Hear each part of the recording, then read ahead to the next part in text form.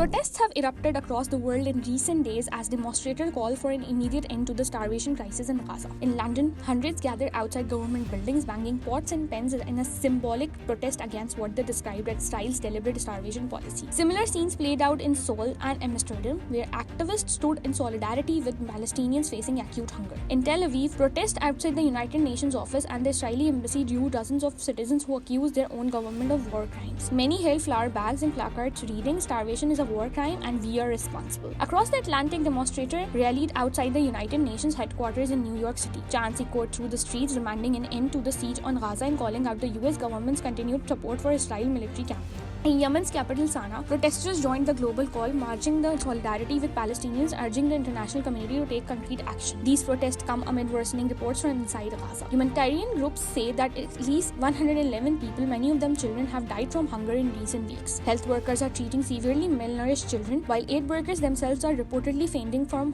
hunger on duty. International organizations, including the United Nations, Amnesty International, and Doctors Without Borders, have accused Israel of using starvation as a method of warfare, an act that is prohibited under international law. Under the Geneva Conventions and Rome Statute, intentionally starving civilians or blocking humanitarian aid can constitute a war crime. Israel denies the allegations, but human rights experts argue that it's near total blockade, enforced since March, amounts to collective punishment. Aid convoys remain blocked or severely restricted, with only a fraction of necessary supplies making it into the besieged enclave. Gaza's health ministry has reported nearly 100,000 women and children now require urgent treatment for acute malnutrition. Despite mounting international pressure and public outcry, no significant changes have been made to Israel's blockade policy. Protesters around the world say they will continue to raise their voices until the siege ends and food, water, and medicines are allowed to reach Gaza without obstruction.